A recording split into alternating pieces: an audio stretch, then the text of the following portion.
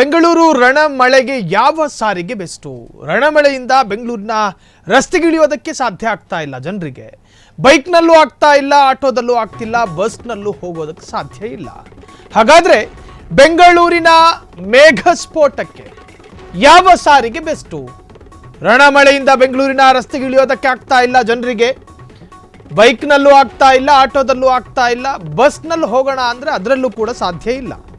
ಆದರೆ ಮೆಟ್ರೋದಲ್ಲಿ ಹೋಗೋ ಪ್ರಯಾಣಿಕರು ಮಾತ್ರ ಫುಲ್ಲು ಸೇಫು. ಮೆಟ್ರೋ ಕೆಳಗೆ ನೀರು, ಮೇಲ್ಭಾಗ ಮಾತ್ರ ಸಂಚಾರ ಸರಾಗ. ಬೆಂಗಳೂರಿಗೆ ಮೆಟ್ರೋ ಸಾರಿಗೆಯೇ ಬೆಸ್ಟು ಅಂತಿದ್ದಾರೆ ಜನ. ಕಾರಣ BMTC ಬಸ್ಸಲ್ಲಿ ಕೂತ್ರೆ ಎಡಗಡೆ ಇರೋ ಕಿಟಕಿ ಗ್ಲಾಸು ಬಂದಾದರೆ ಮತ್ತೊಂದು ಕಿಟಕಿಯ ಗ್ಲಾಸು ಬಂದಾಗೋದಕ್ಕೆ ಅದು ಗ್ರೀಸ್ ಹಾಕಬೇಕು. ಆ ಸ್ಥಿತಿಯಲ್ಲಿದೆ ನಮ್ಮ ಬಸ್ಗಳ ಪರಿಸ್ಥಿತಿ. ಆದರೆ ಇದು ಬೆಂಗಳೂರು ರಣಮಳೆಗೆ ಯಾವ ಸಾರಿಗೆ ಬೆಸ್ಟು? ರಣಮಳೆಯಿಂದ ಬೆಂಗಳೂರಿನ ರಸ್ತೆಗಿಳಿಯೋದಕ್ಕೆ ಆಗ್ತಾ ಇಲ್ಲ ಜನರಿಗೆ, ಕಾರಣ ಅಷ್ಟು ಮಳೆ. ಇನ್ನು ದ್ವಿಚಕ್ರ ವಾಹನವಂತೂ ಸಾಧ್ಯನೇ ಇಲ್ಲ, ಆಟೋದಲ್ಲೂ ಆಗ್ತಾ ಇಲ್ಲ, ಬಸ್ನಲ್ಲೂ ಕೂಡ ಹೋಗೋದಕ್ಕೆ ಸಾಧ್ಯ ಇಲ್ಲ. ಆದರೆ ಮೆಟ್ರೋದಲ್ಲಿ ಹೋಗೋ ಪ್ರಯಾಣಿಕರು ಮಾತ್ರ ಫುಲ್ಲು ಸೇಫ್ ಆಗಿ ಹೋಗ್ತಾರೆ. ಮೆಟ್ರೋ ಕೆಳಗೆ ನೀರು, ಆದರೆ ಮೇಲ್ಭಾಗ ಮಾತ್ರ ಸಂಚಾರ ಸರಾಗ, ಒಳಗಿದ್ದವರು ಸುರಕ್ಷಿತ. ಬೆಂಗಳೂರಿಗೆ ಮೆಟ್ರೋ ಸಾರಿಗೆಯ ಅತ್ಯಂತ ಬೆಸ್ಟ್ ಅದು. ಇದೇ ಮೆಟ್ರೋ ತುಮಕೂರಿನವರೆಗೂ ವಿಸ್ತರಣೆ ಆದರೆ ತುಂಬ ಚೆನ್ನಾಗಿರುತ್ತೆ. ಆದರೆ ಇದು ಅವಿವೇಕಿ ತೇಜಸ್ವಿ ಸೂರ್ಯಗೆ ಗೊತ್ತಾಗ್ತಿಲ್ವಲ್ಲ ಅಂತ ಜನರ ಆಕ್ರೋಶಗಳು ವ್ಯಕ್ತವಾಗ್ತಾ ಇದೆ. ಬೆಂಗಳೂರಿನಿಂದ ತುಮಕೂರುವರೆಗೆ ಮೆಟ್ರೋ ಮಾಡಬೇಕು, ಮೆಟ್ರೋ ಪ್ರಯಾಣ ಪ್ರಾರಂಭ ಆಗಬೇಕು ಅಂಥೇಳಿ ಸರ್ಕಾರದ ಭಾಗಗಳು ಯೋಚನೆ ಮಾಡ್ತಾ ಇದ್ದರೆ, ಸಂಸದ ಅಂತ ಕರೆಸಿಕೊಳ್ಳುವವ, ನೂತನವಾಗಿ ಮದುವೆಯಾದಂತಹ ತೇಜಸ್ವಿ ಸೂರ್ಯರಂತಹ ಸೂರ್ಯ, ಆ ಸೂರ್ಯನಲ್ಲಿ ಬೆಳಕಿಲ್ಲ. ಅಸಲಿ ಸೂರ್ಯನಲ್ಲಿ ಬೆಳಕಿದ್ರೆ ಈ ತೇಜಸ್ವಿ ಸೂರ್ಯರಲ್ಲಿ ಬೆಳಕಿನ ಕಿರಣಗಳಿಲ್ಲ, ಬರೀ ಕತ್ತಲೆ. ತುಮಕೂರು ಅಭಿವೃದ್ಧಿ ಆಗಬೇಕು ಅನ್ನೋ, ತುಮಕೂರು ಡೆವಲಪ್ಮೆಂಟ್ ಆಗಬೇಕು ಅನ್ನೋ ಕಾಳಜಿ ಬೇಡ ಸಂಸದ. ರೈಲಿನ ಜೊತೆಗೆ ತುಮಕೂರಿನವರೆಗೂ ಮೆಟ್ರೋ ಕೂಡ ಇರಲಿ ಅಂತ ಜನ ಬಯಸ್ತಿದ್ದಾರೆ. ಮಳೆಗಾಲದಲ್ಲಂತೂ ಬೆಂಗಳೂರು ತಲುಪೋಕೆ ಆಗೋದೇ ಇಲ್ಲ. ಬೆಂಗಳೂರನ್ನ ಅಂಟ್ಕೊಂಡಿದೆ ತುಮಕೂರು, ಗೊತ್ತಿರಲಿ. ಮಾದಾವರದಿಂದ ಮೆಜೆಸ್ಟಿಕ್ಕಿಗೆ ಬರಬೇಕಂದ್ರೆ 2 ಗಂಟೆ ಟೈಮ್ ಬೇಕು. 20 ನಿಮಿಷದಲ್ಲೇ ಮಾದಾವರದಿಂದ ಮೆಜೆಸ್ಟಿಕ್ಕಿಗೆ ಬರಬಹುದು. ಆದರೆ ಅದಕ್ಕೆ ತಕ್ಕನಾದ ಸಾರಿಗೆ ಬೇಕು. ಟ್ರಾಫಿಕ್ ದಟ್ಟಣೆ ನಿಯಂತ್ರಣಕ್ಕೆ ಮೆಟ್ರೋ ಸಾರಿಗೆಯೇ ಸರಿ. ಈ ವೈಜ್ಞಾನಿಕ ಕಾರಣ ಹೇಳ್ತಾ ಇದ್ದೆ, ಸಂಸದರಿಗೆ ಅರ್ಥ ಆಗ್ತಾ ಇಲ್ಲ. ತುಮಕೂರಿನವರೆಗೂ ಮೆಟ್ರೋ ವಿಸ್ತರಣೆ ಆದರೆ ಅದರಲ್ಲಿ ಎಷ್ಟು ಅನುಕೂಲ ಆಗುತ್ತೆ, ಆದರೆ ತುಮಕೂರಿಗೆ ಮೆಟ್ರೋ ಬೇಡ ಅಂತಿದ್ದಾರೆ ತೇಜಸ್ವಿ ಸೂರ್ಯ. ಚೆನ್ನೈನಲ್ಲಾದರೆ ಅವರ ಮಾವನ ಮನೆವರೆಗೂ ಮೆಟ್ರೋ ಬೇಕಂತೆ, ಆದರೆ ತುಮಕೂರಿನವರೆಗೆ ಮಾತ್ರ ಮೆಟ್ರೋ ಮೂರ್ಖತನವಂತೆ. ಅವಿವೇಕಿ ತೇಜಸ್ವಿ ಸೂರ್ಯ ಈಗ ಒಮ್ಮೆ ಕಾರ್ನಲ್ಲಿ ತುಮಕೂರುವರೆಗೆ ಬರಲಿ. ಈಗ ಹೋಗಲ್ಲ, ಮಳೆ, ಹೊಸದಾಗಿ ಮದುವೆ ಆಗಿದ್ದಾರೆ. ಈಗ ಅವ್ರ ಮನೆ ಬಿಟ್ಟು ಹೊರಗೆ ಬರೋ ಯಾವ ಸಾಧ್ಯತೆಯೂ ಇಲ್ಲ. ಬೆಂಗಳೂರಿನಿಂದ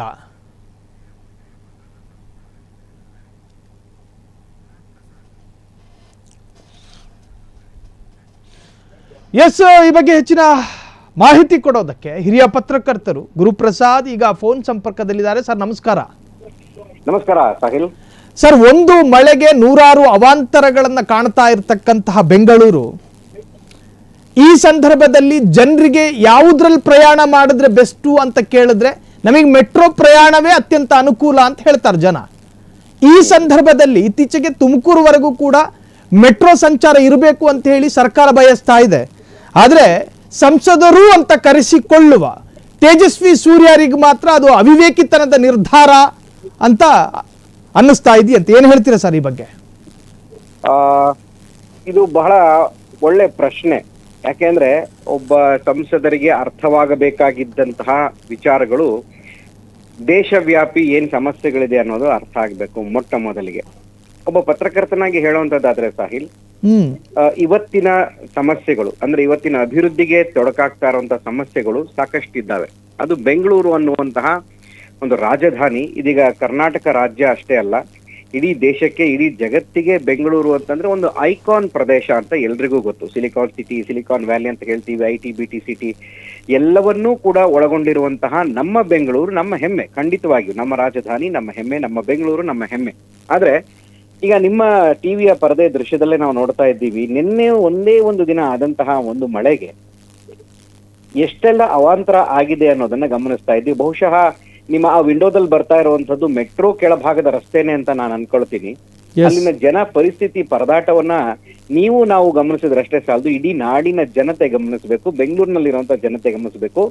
ಜೊತೆಗೆ ಸಂಸದರು, ಬೆಂಗಳೂರು ದಕ್ಷಿಣದ ಸಂಸದರು, 2ನೇ ಬಾರಿಗೆ ಆಯ್ಕೆ ಆಗಿರುವಂತಹ ಸಂಸದರು ಗಮನಿಸಬೇಕು. ಅವರ ಹೇಳಿಕೆಯನ್ನ ಕೊಡೋದಕ್ಕಿಂತ ಮುಂಚೆ ನೋಡ್ತಾ ಇದ್ದೀವಿ, ಬೆಂಗಳೂರಿನ ಮೆಟ್ರೋ, ನಮ್ಮ ಮೆಟ್ರೋ ಅನ್ನುವಂಥದ್ದು ಅದು ಒಂದು ಕನಸಿನ ಯೋಜನೆ ಆಗಿತ್ತು. ಖಂಡಿತವಾಗಿಯೂ ಆ ಕನಸಿನ ಯೋಜನೆ ನನಸಾಗಿದ್ದು ಬಹಳಷ್ಟು ವರ್ಷಗಳ ಹಿಂದೆ. ಅದನ್ನ ಸಿದ್ಧತೆ ಮಾಡಬೇಕಾದ್ರೆ ಬೆಂಗಳೂರಿನ ಜನ ಎಷ್ಟು ಯಾತನೆಯನ್ನ ಅನುಭವಿಸಿದ್ರು ಅನ್ನೋದು ಕೂಡ ಗೊತ್ತಿದೆ. ಆದ್ರೆ ಒಂದು ಅಭಿವೃದ್ಧಿ ಬೇಕು ಅಂತ ಹೇಳಿದಾಗ, ಒಂದು ನಗರ ಮುಂದುವರಿಬೇಕು ಅಂತ ಹೇಳಿದಾಗ ಆ ಒಂದು ಯಾತನೆಯನ್ನ ಸಹಿಸ್ಕೊಳ್ಬೇಕು ನಿಜ. ಆದ್ರೆ ಪ್ರಾಣಾಪಾಯ ಆಗುವಷ್ಟು ಅಭಿವೃದ್ಧಿ ಅಥವಾ ಅಷ್ಟೊಂದು ನರಕ ಯಾತನೆಯನ್ನ ಸಹಿಸ್ಕೊಳ್ಬೇಕಾ ಅನ್ನೋದು ಪ್ರಶ್ನೆ.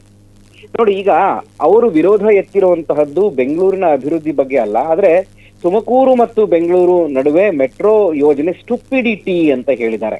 ಒಬ್ಬ ಸಂಸದರಾಗಿ ಒಂದು ಕಾರ್ಯಯೋಜನೆಯನ್ನ ಮುಂದಾಲೋಚನೆಯನ್ನ ಮಾಡಿ ಒಂದು ನಗರ ಅಭಿವೃದ್ಧಿ ಆಗಬೇಕು ಅಥವಾ ಒಂದು ಯೋಜನೆಯನ್ನ ಅಭಿವೃದ್ಧಿ ಪಡಿಸಬೇಕು ಅನ್ನುವಂಥದ್ದಾದ್ರೆ, ಅದಕ್ಕೆ ಮೂಲಸೌಕರ್ಯ ಕಲ್ಪಿಸಬೇಕು ಅನ್ನೋಂಥದ್ದಾದ್ರೆ 5 ಅಲ್ಲ 10 ಅಲ್ಲ 20, 30 ವರ್ಷಗಳ ಮುಂದಿನ ಯೋಚನೆಯನ್ನ ಮಾಡಬೇಕಾಗತ್ತೆ. ಮುಂದಿನ ಯೋಜನೆಯನ್ನ, ಒಂದು ಆಕ್ಷನ್ ಪ್ಲಾನ್ ಅನ್ನ ರಿಸರ್ಚ್ ಮಾಡಿನೇ ಪಡ್ಕೊಳ್ಬೇಕಾಗತ್ತೆ. ಇದ್ಯಾವುದೂ ಇಲ್ಲದೆ ಕೇವಲ ಬೆಂಗಳೂರನ್ನೇ ಮಾತ್ರ ಸೀಮಿತವಾಗಿಟ್ಕೊಂಡು, ಬೆಂಗಳೂರನ್ನೇ ಮಾತ್ರ ಕೇಂದ್ರವಾಗಿಟ್ಕೊಂಡು ಅಭಿವೃದ್ಧಿ ಮಾಡ್ತೀವಿ ಅಂತಂದ್ರೆ ಎಷ್ಟು ಸಾಧ್ಯ? ಫಾರ್ ಎಕ್ಸಾಂಪಲ್, ಒಂದು ಬಾಕ್ಸ್, ನಮ್ಮ ಹತ್ರ ಒಂದು ಬಾಕ್ಸ್ ಇದೆ ಅಂತ ಅನ್ಕೊಳ್ಳೋಣ, ಅದು 2 kg ಬಾಕ್ಸ್. ಆ 2 kg ಬಾಕ್ಸ್ಗೆ 2 kg ಸ್ವೀಟ್ಸ್ ಮಾತ್ರ ಇಡೋದಕ್ಕೆ ಸಾಧ್ಯ ಆಗುತ್ತೆ. ಸ್ವೀಟ್ಸು ನಾವು ತಲುಪಬೇಕಾದ್ರೆ ಹುಷಾರಾಗಿ ತಲುಪಬೇಕು, ಅದರ ಶೇಪ್ ಹಾಳಾಗಬಾರ್ದು, ಅದರ ಕ್ವಾಂಟಿಟಿ ಹಾಳಾಗಬಾರ್ದು ಅನ್ನುವಂಥದ್ದಾದ್ರೆ 2 kg ಅಷ್ಟು ಇನ್ನೂ ಕಡಿಮೆ ಇಟ್ಟರೆ ಮಾತ್ರ ಆ ಸ್ವೀಟ್ ಬಾಕ್ಸ್ ಇನ್ನೊಬ್ಬರಿಗೆ ತಲುಪೋದಕ್ಕೆ ಸಾಧ್ಯ. ಅದಕ್ಕೆ ನಾವು 2 kg ಬಾಕ್ಸ್ಗೆ 3 kg ಅಷ್ಟು ಸ್ವೀಟ್ಸ್ ಇಡ್ತೀವಿ ಅಂತಂದ್ರೆ ಸಾಧ್ಯ ಆಗುತ್ತಾ? ಸೊ ಇದು ಸಂಸದರಿಗೆ ಅರ್ಥ ಆಗ್ಬೇಕು. ಬೆಂಗಳೂರಿನಲ್ಲಿ ಎಲ್ಲಿದೆ ಜಾಗ? ಬೇರೆ ಕಡೆಗಳಲ್ಲಿ ವಶಪಡಿಸ್ಕೊಳ್ಳೋದಕ್ಕೆ ಜಾಗ ಎಲ್ಲಿದೆ? ಸುತ್ತಮುತ್ತಲ ಪ್ರದೇಶಕ್ಕೆ ಹೋಗ್ಬೇಕು. ನೋಡಿ, ಈಗಾಗಲೇ ಆನೇಕಲ್ಲು, ಜಿಗಣಿ ಈ ಭಾಗದವರೆಗೂ, ಚಂದಾಪುರ, ಇನ್ ಮುಂದೆ ಹೋದ್ರೆ ಅತ್ತಿಬೆಲೆ, ಇನ್ ಮುಂದೆ ಹೋದ್ರೆ ಅತ್ತಿಬೆಲೆ ಚೆಕ್ ಪೋಸ್ಟ್ ಇಂದ ತಮಿಳ್ನಾಡಿಗೆ ಸೇರ್ಕೊಳ್ತಾರೆ. ಅಲ್ಲಿವರೆಗೂ ಮಾಡ್ತಾರ ಮೆಟ್ರೋ? ಯಾರಿಗೆ ಅನುಕೂಲ ಮಾಡ್ಕೊಡ್ತಾ ಇದ್ದಾರೆ? ಈ ಭಾಗಕ್ಕೆ ಬೇರೆ ಬೇರೆ ಜಾಗಗಳಿದ್ದಾವೆ. ಕೋಲಾರ ಇದೆ, ಹತ್ತಿರದಲ್ಲಿ ಚಿಕ್ಕಬಳ್ಳಾಪುರ ಇದೆ, ದೇವನಹಳ್ಳಿ ಮುಂದೆ ಈಗ ಇಂಟರ್ನ್ಯಾಷನಲ್ ಏರ್ಪೋರ್ಟ್ ಇಂದ ಮುಂದಕ್ಕೆ ಸಾಕಷ್ಟು ಆಗಿದೆ. ಇನ್ನು ರಾಮನಗರ ಇದೆ, ಕನಕಪುರ ಇದೆ, ತುಮಕೂರು ಇದೆ. ಈ ಭಾಗಗಳನ್ನ ಅಭಿವೃದ್ಧಿ ಮಾಡಿದ್ರೆ ಜನ ಬೆಂಗಳೂರಿಗೆ ಒತ್ತಡ ಹಾಕೋದಿದೆಯಲ್ಲ, ಅಲ್ಲಿದ್ದು ತಪ್ಪುತ್ತೆ ಅನ್ನುವಂಥದ್ದು ಒಂದು ಉದ್ದೇಶ ಆಗ್ಬೇಕಾಗಿತ್ತು. ಆದ್ರೆ ಇವ್ರು ಏನ್ ಮಾಡ್ತಿದ್ದಾರೆ? ಬರೀ ವೋಟ್ ಬ್ಯಾಂಕ್. ನಮ್ಮನ್ನು ಬೆಂಗಳೂರು ಅಭಿವೃದ್ಧಿ ಮಾಡ್ಬೇಕಾಗಿತ್ತು, ಆದ್ರೆ ಆಗ್ತಾ ಇಲ್ಲ. ನೋಡಿ, ಸರ್ಕಾರ ಈ ರೀತಿ ಮಾಡ್ತಾ ಇದೆ. ಸರ್ಕಾರಕ್ಕೆ ಬೊಟ್ಟು ಮಾಡಿ ತೋರಿಸೋದಲ್ಲ, ತಮ್ಮ ವಿವೇಕ ಮಾತುಗಳು, ತಮ್ಮ ವಿವೇಕದ ಯೋಚನೆಗಳು, ಸೊ ಅದನ್ನ ಉಪಯೋಗಿಸಿ ಕೇಂದ್ರದ ಮೇಲೆ ಒತ್ತಡ ಹೇರಬೇಕು ಅಥವಾ ರಾಜ್ಯ ಸರ್ಕಾರಕ್ಕೆ ಸಲಹೆಯನ್ನ ಕೊಡುವಂಥದ್ದಾಗ್ಬೇಕು. ಇವತ್ತು ಇದನ್ನ ಮಾಡೋದು ಸ್ಟುಪಿಡಿಟಿ. ಯಾರಿಗೆ ಹೇಳಿದ್ರು ಇವರು ಸ್ಟುಪಿಡಿಟಿ? ಕೇಂದ್ರ ಸಚಿವ ವಿ ಸೋಮಣ್ಣ, ತುಮಕೂರಿನಲ್ಲಿ ಸಂಸದರು, ಅವ್ರು ಹೇಳ್ತಾರೆ ನಾವು ತುಮಕೂರಿಗೆ ನನ್ನ ಅವಧಿಯಲ್ಲೇ ನಾನು ಮೆಟ್ರೋ ತರ್ತೀನಿ ಅಂತ ಹೇಳ್ತಾರೆ. ಹಾಗಿದ್ರೆ ಸೋಮಣ್ಣ ಅವ್ರಿಗೆ ಸ್ಟುಪಿಡಿ ಅಂತ ಹೇಳಿದ್ರ? ಇವರು ಅವರ ಕೆಲಸವನ್ನ ಸ್ಟುಪಿಡಿಟಿ ಅಂತ ಹೇಳಿದ್ರ? ಇದನ್ನ ಸಂಸದರಾದಂತವ್ರು ಅರ್ಥ ಮಾಡ್ಕೊಳ್ಬೇಕು. ಆದ್ರೆ ನೋಡಿ, ಕೇಂದ್ರ ಸಂಸದರು ತೇಜಸ್ವಿ ಸೂರ್ಯ, ಸೊ ಈ ಹಿಂದೆ ಮಾಡಿದಂತ ಅನೇಕ ಎಡವಟ್ಟುಗಳು ಕೂಡ ಇದ್ದಾವೆ. ಇನ್ಯಾರನೋ ಏನೋ ಹೇಳ್ತಾರೆ, ಎದೆ ಸೀಳಿದ್ರೆ 3 ಅಕ್ಷರ ಇಲ್ಲ ಅಂತ ಹೇಳ್ತಾರೆ. ಸೊ ಈ ತರ ಬಾಲಿಶ ಹೇಳಿಕೆಗಳನ್ನ ಕೊಡೋದ್ರಲ್ಲೂ ಅವ್ರು ಫೇಮಸ್. ವಿಮಾನ ಚಲಿಸ್ತಾ ಇದ್ದಂತ ಸಂದರ್ಭದಲ್ಲಿ ಎಮರ್ಜೆನ್ಸಿ ಎಕ್ಸಿಟ್ ಡೋರ್ ನ ತೆಗೆದಂತಹ ತೇಜಸ್ವಿ ಸೂರ್ಯ ಅವ್ರ ಹತ್ರ ಈ ತರ ಸ್ಟುಪಿಡಿಟಿ ವಿಚಾರಗಳನ್ನ ಅಷ್ಟೇ ಕೇಳಬೇಕೆ ಹೊರತು ಬೇರೆ ಅಭಿವೃದ್ಧಿ ವಿಚಾರಗಳನ್ನ ಕೇಳಕ್ಕೆ ಸಾಧ್ಯ ಇಲ್ಲ ಅಂತ ನನ್ನ ಅನಿಸಿಕೆ. ನೋಡಿ, ಈ ನಿಮ್ಮ ದೃಶ್ಯಗಳಲ್ಲೇ ನಾವು ನೋಡ್ತಾ ಇದ್ದೀವಿ, ಸಾಕಷ್ಟು ಜನ ಪರದಾಡ್ತಾ ಇದ್ರು. ಒಂದು ಮಳೆ ಬಂದ್ರೆ ಬೆಂಗಳೂರು ಗೊತ್ತಿದೆ ಏನಾಗುತ್ತೆ ಅಂತ. ಅಲ್ಲಿ ಸಾವು, ನೋವು, ಸಂಕಟ ಎಲ್ಲವೂ ಆಗುತ್ತೆ. ಈಗ BBMP ಇಂದ ಗ್ರೇಟರ್ ಬೆಂಗಳೂರು ಆಗಿದೆ. ಸೊ ಬರೀ ಆದ್ರಷ್ಟೇ ಸಾಕಾದ್ರೆ ಅಭಿವೃದ್ಧಿ, ಮೂಲಸೌಕರ್ಯ ಎಲ್ಲವನ್ನೂ ಆಗ್ಬೇಕು. ಕಾಂಗ್ರೆಸ್ ಸರ್ಕಾರ ಕನಸು ಕಾಣ್ತಾ ಇದೆ, ನಾವು ಬೆಂಗಳೂರನ್ನ ಬ್ರಾಂಡ್ ಬೆಂಗಳೂರು ಮಾಡ್ತೀವಿ ಅಂತ. ಏನ್ ಮಾಡಕ್ ಸಾಧ್ಯ ಇದೆ? ಸೊ ಇದು ಕೇವಲ ಯಾರೋ BJP, ಕಾಂಗ್ರೆಸ್ ಅಥವಾ JDS ಈ ರೀತಿ ಪಕ್ಷಗಳನ್ನ ನಾವು ಬೊಟ್ಟು ಮಾಡಿ ತೋರಿಸುವಂತದ್ದಲ್ಲ. ಒಟ್ಟಾರೆಯಾಗಿ ಅಭಿವೃದ್ಧಿ, ಒಬ್ಬ ರಾಜಕಾರಣಿಯಾಗಿ, ಒಬ್ಬ ಜನಪ್ರತಿನಿಧಿಯಾಗಿ ನಾವೇನ್ ಮಾಡ್ತೀವಿ? ನೋಡಿ, ಬೋಟ್ಗಳ ಮುಖಾಂತರ NDRF, SDRF ಎಲ್ಲ ಬರ್ತಾರೆ ಒಂದ್ಸತಿ ಮಳೆ ಬಂದ್ರೆ. ಕಳೆದ ಬಾರಿ ಆದಂತ ಅವಾಂತರಗಳೆಲ್ಲ ಗಮನಿಸ್ತಾ ಇದ್ದೀವಿ. ಸೊ ಮೆಟ್ರೋ ವಿಸ್ತರಣೆ ಆದರೆ ಸುತ್ತಮುತ್ತಲ ಪ್ರದೇಶಗಳು, ಕೈಗಾರಿಕೆಗಳು, ಕಾರ್ಖಾನೆಗಳೆಲ್ಲ ಜಾಸ್ತಿ ಆಗ್ತವೆ. ಜನ ಬೆಂಗಳೂರಿಗೆ ಬರೋದು ತಪ್ಪುತ್ತೆ. ಅರೆ, ಬೆಂಗಳೂರಿನಿಂದ ತುಮಕೂರು ಅಟ್ಲೀಸ್ಟ್ ನಾವು 45 ನಿಮಿಷ, 50 ನಿಮಿಷ, 1 ಗಂಟೆಯಲ್ಲಿ ನಾವು ಹೋಗ್ತೀವಿ ಅನ್ನೋಂಥದ್ದಾದ್ರೆ, ನೀವು ಯಶವಂತಪುರದಿಂದ ನೀವು ಮೆಜೆಸ್ಟಿಕ್ಗೆ ಹೋಗೋದಕ್ಕೆ 1 ಗಂಟೆ ಬೇಕಾಗುತ್ತೆ. ಎಷ್ಟೇ ಮೆಟ್ರೋಗಳು ಸ್ಥಾಪನೆ ಆದ್ರೂ ಕೂಡ, ಎಷ್ಟೋ ಮೆಟ್ರೋಗಳು ಕನೆಕ್ಟಿವಿಟಿ ಆದ್ರೂ ಕೂಡ ಜನ 2 ವೀಲರ್ ಅಲ್ಲಿ ಹೋಗೋದು ತಪ್ಪಿಸೋದಿಲ್ಲ, ಆಟೋದನ್ನ ಆಶ್ರಯ ಮಾಡೋದು ತಪ್ಪೋದಿಲ್ಲ, ಕಾರ್ನಲ್ಲಿ ಹೋಗೋದು ತಪ್ಪೋದಿಲ್ಲ. ಹಾಗಿದ್ದಾಗ ಜನ ಎಲ್ಲೆಲ್ಲಿದ್ದಾರೋ ಅಲ್ಲಲ್ಲಿ ಅವ್ರಿಗೆ ಅನುಕೂಲಗಳನ್ನ ಕೊಟ್ರೆ ಬೆಂಗಳೂರಿಗೆ ಒತ್ತಡ ಕಡಿಮೆ ಆಗುತ್ತೆ. ಮತ್ತೆ ಯಾಕೆ ಇಂಟರ್ನ್ಯಾಷನಲ್ ಏರ್ಪೋರ್ಟ್ ಎರಡೆರಡು ಯಾಕೆ ಮಾಡ್ತಾ ಇದ್ದೀರಿ? ಏರ್ ಟ್ರಾಫಿಕ್ ಆಗಿರೋದಕ್ಕೆ, ಅಲ್ಲಿಗೆ ಹೋಗೋದಕ್ಕೆ ಹೆಬ್ಬಾಳದಲ್ಲಿ ನಿಂತ್ಕೊಂಡ್ರೆ ನರಕ ಯಾತನೆ ಆಗುತ್ತೆ. 10 ಗಂಟೆಗೆ ನಮಗೆ ಫ್ಲೈಟ್ ಇದ್ರೆ ಬೆಳಿಗ್ಗೆ 5 ಗಂಟೆಗೆ ಮನೆ ಬಿಡಬೇಕು, ಆ ತರ ಪರಿಸ್ಥಿತಿ ಇದೆ. ಸೊ ಹೀಗಿದ್ದಾಗ ಈ ಮಾರ್ಗದಲ್ಲೂ ಕೂಡ ಅಭಿವೃದ್ಧಿ ಮಾಡಿದ್ರೆ ಖಂಡಿತವಾಗಿಯೂ ಎಕ್ಸ್ಪ್ಯಾನ್ಷನ್ ಆಗುತ್ತೆ. ಇನ್ನೊಬ್ರು ಹೇಳ್ತಾರೆ ಸಂಸದರು PC ಮೋಹನ್, ಅವರು ರಿಯಲ್ ಎಸ್ಟೇಟ್ ನ ದಂಧೆ ಮಾಡೋದಕ್ಕೆ ಈ ರೀತಿ ಮಾಡ್ತಾ ಇದ್ದಾರೆ ಅಂತ. ಬೆಂಗಳೂರಿನಲ್ಲಿ ರಿಯಲ್ ಎಸ್ಟೇಟ್ ದಂಧೆ ಇಲ್ವಾ? ಅಪಾರ್ಟ್ಮೆಂಟ್ ಗಳಿಗೆ ನೀವು ಪರ್ಮಿಷನ್ ಕೊಡ್ತಾ ಇಲ್ವಾ?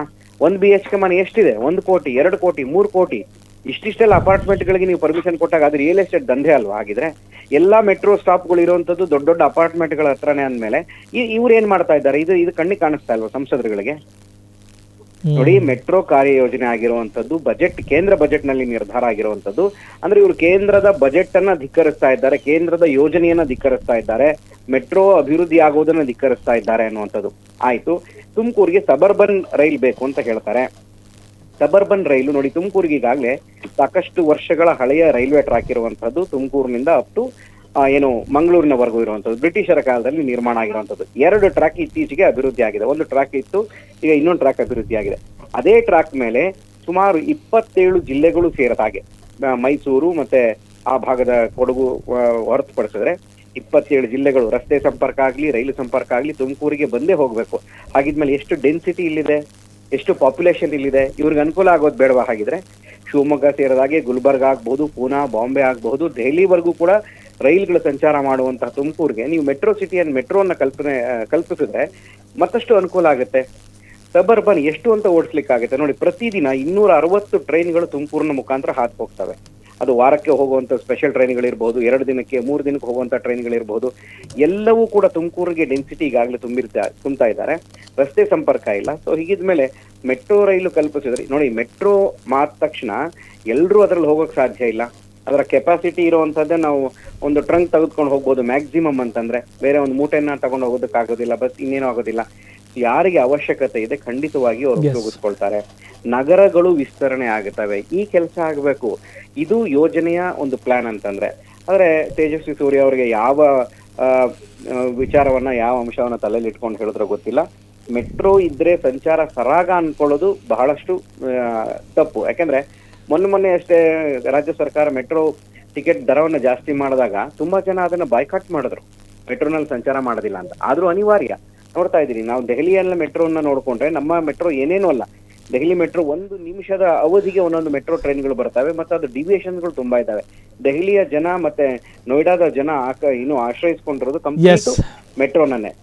ಮತ್ತೆ ಮುಂಬೈನಲ್ಲೂ ಕೂಡ ಹಾಗೇನೆ. ಸೊ ಹೀಗಿದ್ದಾಗ ಬೆಂಗಳೂರು ಅಷ್ಟೊಂದು ಡೆನ್ಸಿಟಿ ಆಗೋದು ಬೇಡ, ಮುಂದೆ ಅಷ್ಟು ಫಜೀತಿ ಆಗೋದು ಬೇಡ ಅನ್ನುವಂತ ಉದ್ದೇಶದಿಂದನಾದ್ರೂ ರಾಜಕಾರಣಿಗಳು ತಮ್ಮ ನಿಲುವನ್ನು ಬದಲಾಯಿಸ್ಕೊಳ್ಬೇಕಾಗುತ್ತೆ. ಎಸ್, ತಮ್ಮ ಪ್ರಬುದ್ಧವಾದ ಮತ್ತು ಅತ್ಯಂತ ದುಬಾರಿ ಇವರು ತೇಜಸ್ವಿ ಸೂರ್ಯ ಅವರಿಗೆ ಈ ಥರದ ಸಲಹೆ ಕೊಡೋರು ಇದಾರೋ ಇಲ್ವೋ ಗೊತ್ತಿಲ್ಲ. ಆದರೆ ಈ ಪ್ರಬುದ್ಧ ಸಲಹೆಗಳು ಸದಾಶಿವನಗರದಲ್ಲಿ ಮಳೆಗೆ ಹೊರಗೆ ಬರದಲ್ಲಿ ಬೆಚ್ಚಗೆ ಮಲಗಿರ್ತಕ್ಕಂಥ ಸಂಸದರಿಗೆ ಅರ್ಥ ಆಗಬೇಕು sir. Thank you so much ಇಷ್ಟೊತ್ತು ಫ್ರೀಡಮ್ ಟಿವಿ ಜೊತೆ ಮಾತನಾಡಿದ್ದಕ್ಕೆ. ಕ್ಷಣ ಕ್ಷಣದ ಸುದ್ದಿಗಳಿಗಾಗಿ ಫ್ರೀಡಮ್ ಟಿವಿ ಸಬ್ಸ್ಕ್ರೈಬ್ ಮಾಡಿ, ಲೈಕ್ ಮಾಡಿ ಹಾಗೂ ಫಾಲೋ ಮಾಡಿ. ಹೊಸ ಸುದ್ದಿಗಳ ನೋಟಿಫಿಕೇಶನ್ಗಾಗಿ ಬೆಲ್ ಐಕಾನ್ ಮೇಲೆ ಕ್ಲಿಕ್ ಮಾಡಿ.